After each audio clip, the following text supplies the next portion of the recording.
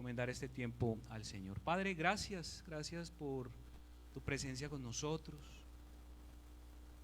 Gracias porque tú siempre nos hablas, siempre tienes algo especial para nuestra vida. Siempre quieres orientarnos en diferentes áreas, Señor, de nuestra vivencia diaria, Señor, y pedimos en esta mañana que tú nos asistas con tu Espíritu Santo, que tu palabra realmente hable a nuestra mente y a nuestro corazón, a nuestra vida, Señor. Que seamos bendecidos por esta palabra, que podamos al salir de acá llevar en nuestra mente aquello que tú quieres que hagamos diferente, que cambiemos, que mejoremos o que persistamos en lo que hemos venido haciendo bien. En Cristo Jesús. Amén y amén. Muy bien. Hemos venido hablando acerca de la mayordomía, la administración de todo aquello que el Señor ha colocado en nuestras manos, en nuestra vida. ¿Se considera usted un buen mayordomo? ¿Se considera usted un buen administrador? Creo que hasta este momento el pastor Ricardo nos ha traído algunas reflexiones que nos invitan a pensar en diferentes áreas qué tan buenos administradores hemos sido. Y el día de hoy quiero compartir con ustedes algunos principios, algunas acciones que tienen que ver con una economía sólida. Quiero ser sincero con ustedes, estos principios los utilizo yo en mi vida, creo que han sido algo importante en el desarrollo de mi vida, especialmente en la parte de la economía. En la parte de la economía, yo creo que siempre hay algo por mejorar en esa área. O usted es muy bueno en su economía, levante la mano el que se considera un buen administrador de lo que Dios le ha colocado en sus manos. Muy bien, excelente. Bueno, esta es una oportunidad para seguir creciendo y para evaluar un poco nuestra vida. Muy bien, entonces algunos principios o acciones para una economía sólida. Y yo quisiera compartir con ustedes el primero, y es trabajo constante. Trabajo constante. En Proverbios capítulo 6, vamos a abrir nuestra Biblia. Proverbios 6 al 11, encontramos una narración, un ejemplo majestuoso de la naturaleza, a través del cual el Señor nos invita a la laboriosidad. Proverbios capítulo 6, versículos 6 al 11, dice: anda perezoso, fíjate en la hormiga, fíjate en lo que hace y adquiere sabiduría.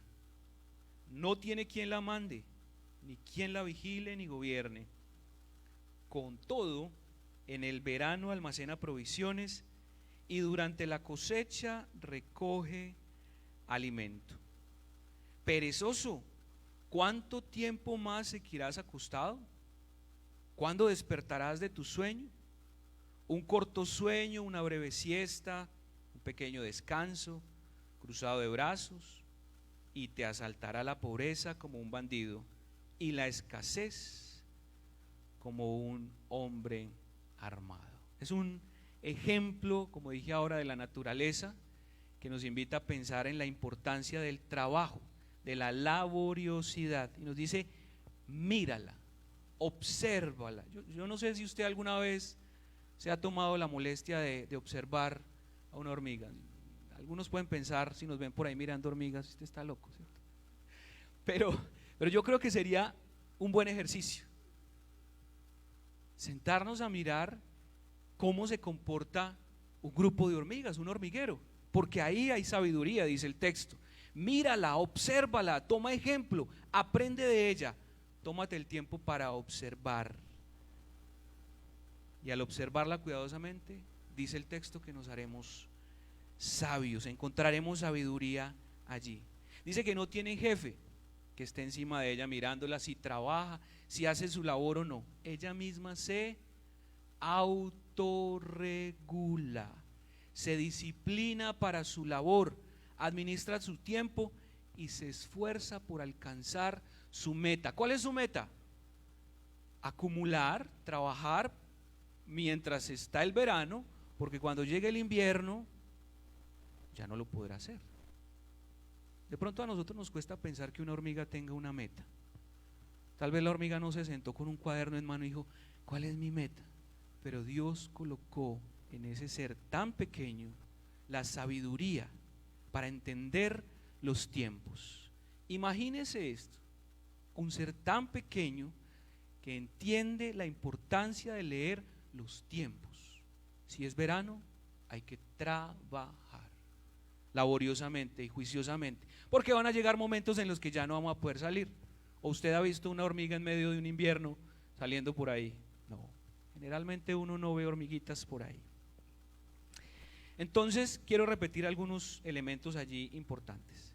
La hormiga se autorregula, es disciplinada para su labor, administra su tiempo y se esfuerza por alcanzar su meta. ¿Usted se autorregula? ¿Tiene una disciplina constante para el trabajo? ¿Administra bien su tiempo? ¿Se esfuerza por alcanzar unas metas que tiene claras? Deberíamos pensar un poco más en eso. Deberíamos pensar un poco más. Autorregulación, disciplina, administración del tiempo y esfuerzo para alcanzar nuestra meta. Su objetivo es almacenar provisión en el verano, cuando se puede, cuando es el momento. Yo creo que ahí también hay sabiduría. Lo que nos está enseñando es que hay un momento en nuestra vida para recoger, hay un momento para almacenar y otro momento para disfrutar lo que hemos recogido. Y seguramente en nuestra vida llegará un momento como el invierno en el que tal vez ya no podremos trabajar y necesitamos ser sabios, laboriosos y juiciosos en el desarrollo de nuestro trabajo, en el cumplimiento de nuestra labor. Yo creo que hay épocas en la vida en las que llegan las vacas flacas. ¿Ha escuchado ese término? Las vacas flacas. Si usted ha sido juicioso en las vacas gordas, yo creo que puede estar un poco más tranquilo en las vacas flacas. Acumule, trate de acumular, no por avaricia. Ahorre a través de una pensión. Intente comprar su propia casa. Acumule a través de la educación de sus hijos. Trate de ahorrar, sea inteligente en el manejo de su dinero. El texto es una invitación a luchar contra la pereza y a trabajar laboriosamente, juiciosamente, constantemente. Nos dice que el producto o el resultado de no trabajar juiciosamente es la pobreza. No siempre la pobreza es resultado de la pereza, pero siempre la pobreza es resultado de la pereza. ¿Me hago entender? No siempre la pobreza es por pereza. A veces hay otros elementos que llevan a que una persona tenga escasos recursos, pero la pereza generalmente conduce a la pobreza y a la miseria. Muy bien, yo creo que usted se puede evaluar y pensar qué tan juicioso es, qué tan juiciosos somos en ese punto de trabajar constantemente, laboriosamente, con disciplina. Muy bien. En segundo lugar, el segundo principio, la segunda acción para una economía sólida, lleve una vida sencilla y ordenada. Lleve una vida sencilla y ordenada. Creo que una de las problemáticas más comunes en nuestra época son las economías sicariales, donde tarde o temprano esa economía termina asfixiándolo a uno. ¿Cuál es esa economía? Esa economía conduce a la muerte financiera y es donde usted se gana un peso, pero se gasta dos. Hay personas que se ganan un peso y se gastan dos. El problema es, o usted se está comiendo los ahorros o está pidiendo prestado, y tarde o temprano ese tipo de manejo lo llevará a usted a un fracaso financiero, a una muerte financiera. ¿Cómo maneja usted su economía? ¿Tiene usted una vida sencilla? ¿Es consciente del alcance de su presupuesto, de lo que usted gana? Mi intención no es ridiculizar ni apenar a nadie, solamente quiero llamar la atención frente a comportamientos sistemáticos en nuestra sociedad y que a veces llegan a ser parte de nuestra iglesia. Queremos vivir en un estilo de vida que de pronto no corresponde a nuestras posibilidades y tenemos que ser equilibrados con eso. Pablo le dice a Timoteo en la primera carta, en el capítulo 6, versículo 8, que teniendo sustento y abrigo, se contente, que esté tranquilo con eso, que le dé gracias a Dios. Ahora, eso no quiere decir que no debamos pensar en alcanzar metas, en superarnos, en vivir de una mejor manera, pero tenemos que ser muy conscientes de nuestras realidades.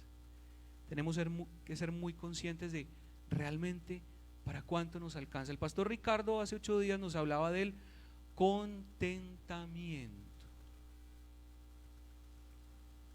Y a veces nos endeudamos y comprometemos más de lo que ganamos, más de lo que realmente vamos a recibir, nos comprometemos con más de lo que realmente ganamos por querer llenar nuestro vacío, nuestra falta de contentamiento con eso que estamos comprando.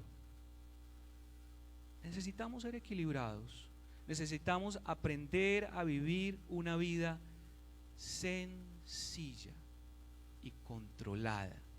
Necesitamos aprender a llevar control de nuestros gastos. Proverbios 27, 23 nos habla de eso. Yo lo invito para que abra su Biblia allí.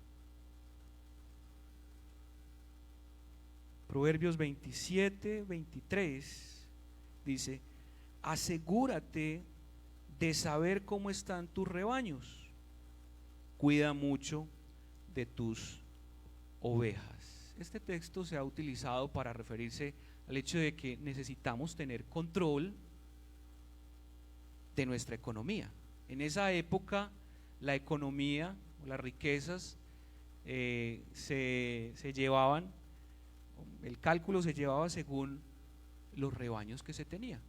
Si usted tenía muchos rebaños, si usted tenía muchas ovejas, significaba que usted tenía una economía sólida, que tenía unos ahorros, y lo que está diciendo el texto es: asegúrese de saber cómo están sus rebaños, cómo está su economía, cómo están sus ahorros, cómo están sus gastos.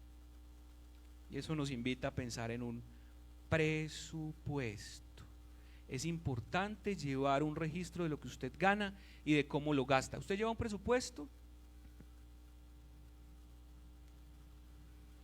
¿Quiénes de aquí hacen presupuesto? Levanten la mano, por favor. Muy bien, ok, excelente.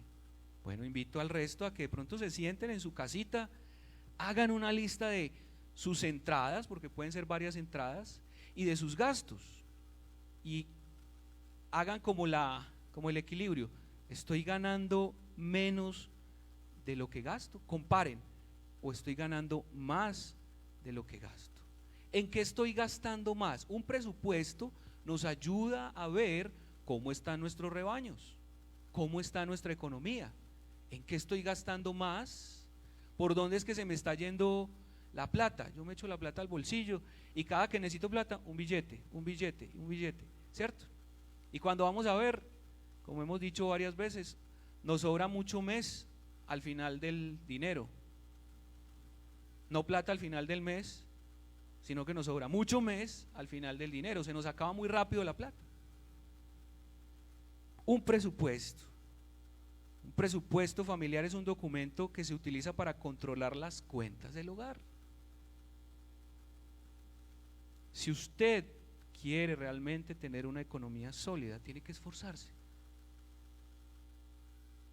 Tiene que sacar tiempo para sacar ese presupuesto y establecer cuáles son sus prioridades, sus gastos básicos y cómo va a proyectar ese dinero. El presupuesto nos ayuda a saber en qué gastamos, a dar prioridad a ciertos gastos que son más importantes que otros y a reducir o eliminar las deudas. Punto importante allí en la economía, las deudas. A veces estamos tan llenos de deudas. La Biblia no prohíbe la deuda. La Biblia no nos dice que no podemos endeudarnos, pero sí nos invita a no hacerlo, porque aquel que es deudor de alguien, dice la palabra, termina siendo esclavo de esa persona. Si no, mire el crédito en el banco. Hay momentos en los que es importante y es necesario endeudarnos para cosas que realmente a futuro tengan una mayor valorización, como por ejemplo comprar una casa, que eso va a asegurar un futuro para la familia.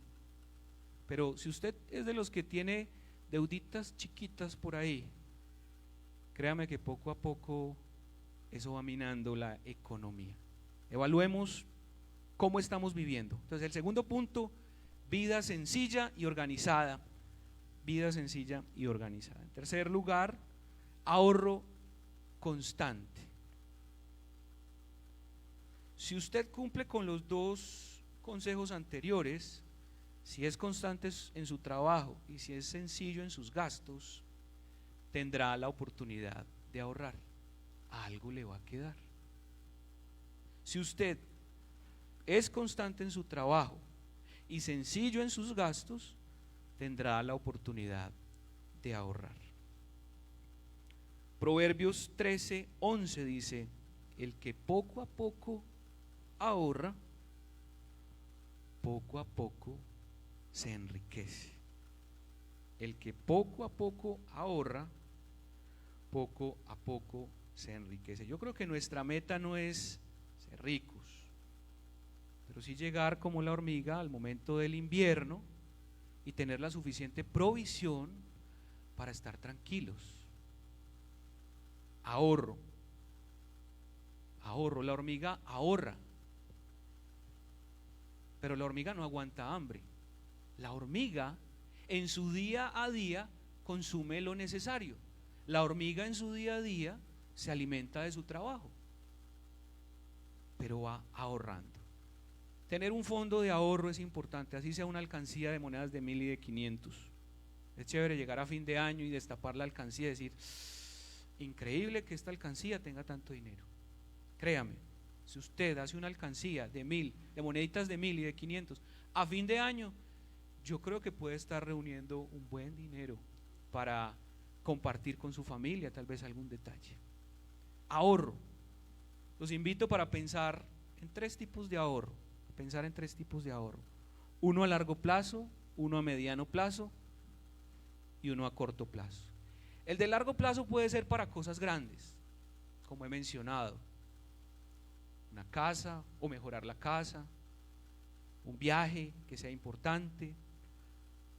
El de mediano plazo para las cosas más pequeñas, tal vez las matrículas de los hijos a principio de año. Las familias no piensan mucho en eso. Siempre cuando la matrícula, los uniformes, ¿qué vamos a hacer?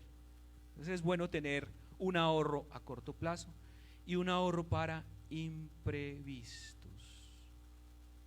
Nunca sabemos quién se va a enfermar, nunca sabemos qué puede pasar en nuestra casa, qué necesidades se pueden presentar. Ahorro. La hormiga no lo ahorra todo, come lo necesario para su día a día, disfruta del producto de su trabajo día tras día, pero es sabia y prudente en su enfoque en el futuro. Viva el presente y disfrute el hoy, pero no se olvide del futuro. Casi nadie piensa en la vejez. Cuando uno está joven no piensa mucho en la vejez. Y la verdad es que los años van pesando. A medida que pasan los años, nos vamos sintiendo más cansados, más agotados, tal vez con un poquito de pereza por el peso de los años de ir a trabajar. Nos vamos agotando. Esos ahorros nos van a servir en esos momentos en los que ya las fuerzas falten. Ahorro. Proverbios 21:20 dice: tesoro precioso y aceite hay en la casa del sabio, pero el necio todo lo disipa. Tesoro precioso y aceite hay en la casa del sabio, pero el necio todo lo gasta, todo lo despilfarra. Proverbios 10:5: el que recoge en el verano es hijo sabio, el que duerme durante la siega es hijo de vergüenza. Que el Señor nos ayude a ser sabios en ese punto, a ahorrar, no acumular por acumular. Que nuestras motivaciones sean las correctas, que no sea por miedo al futuro, porque tampoco es la idea, que confiamos en un Dios que nos sostiene. Que no sea por codicia o avaricia, ni por deseos de independencia de Dios o de los demás. Que nuestras motivaciones para ahorrar sean las correctas. Tener una estabilidad, una economía sólida que honre al Señor. Y en cuarto lugar,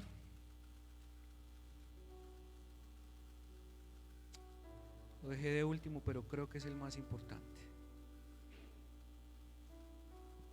no se olvide de Dios. No se olvide de Dios. La Biblia nos invita a devolver al Señor parte de lo que Él nos ha confiado. Es una manera de adorarlo, pero también es una forma de decirle que dependemos de Él y de su provisión. Recuerde que la obediencia trae bendición.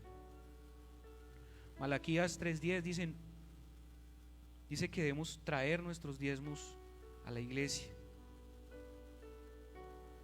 y que lo probemos para ver si Él no abre las ventanas de los cielos y derrama bendición sobre nosotros hasta que sobreabunde. Sea juicioso con los compromisos que tiene con el Señor. Sea honesto con el Señor. Usted realmente es una persona que depende de Él. Cumpla con ese compromiso. Ahora, un error que los cristianos cometemos aquí es decir: Señor, aquí te traigo tu 10% y tu ofrenda, y con el resto pues yo veré qué hago, ¿cierto? Porque pues es mío. La verdad es que no, porque la Biblia nos dice que todo es del Señor, y si realmente somos hijos de Dios, ese otro 90% que queda en nuestro bolsillo debemos administrarlo con la sabiduría que está en la palabra. Debemos administrarlo conforme a lo que el Señor pide de nosotros. La administración de ese otro 90% debe reflejar que realmente hemos conocido al Señor. Que no nos pase como el gamincito que alguna vez he contado este chiste aquí. El habitante de calle que con una moneda de 1,000 se para al lado de un carro y lo raya, y sale el dueño del carro: ¿y usted qué está haciendo? Y este hombre le dice: pues es que yo hago con mi plata lo que yo quiera. A veces somos así. Hacemos con nuestro dinero lo que nosotros queremos, pero realmente no es nuestro dinero. Libro primero de Crónicas, capítulo 29, 11-12 dice: tuya es, oh Jehová, la magnificencia y el poder, la gloria, la victoria y el honor, porque todas las cosas que están en los cielos y en la tierra son tuyas. Tuyo, oh Jehová, es el reino, y tú eres excelso sobre todos. Las riquezas y la gloria proceden de ti, y tú dominas sobre todo. Honre al Señor con sus bienes y reconozca que todo viene de Él y que Él es dueño de todo. Cumpla sus compromisos con el Señor y Él derramará bendición sobre su vida. Padre, gracias por tu palabra y gracias por este momento que podemos pensar en estos principios que seguramente para algunos van a ser de bendición y para otros un recorderis, el saber que esos principios que tal vez están implementando hacen parte de tu propósito, de tu palabra, de lo que tú quieres para nuestra vida. En tu palabra hay muchos más, muchos principios más que podríamos poner en práctica. Permítenos ser buenos administradores y en esto básico, Señor, honrarte. En esto tan sencillo, honrarte, Señor.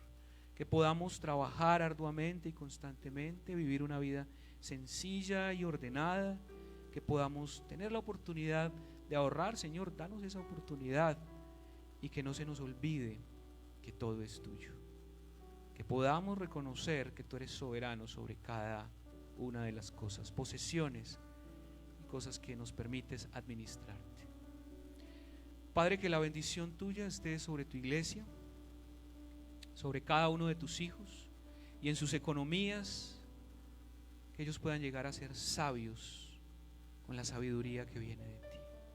Aquellos que pasan necesidad, provee, Señor, te lo pido.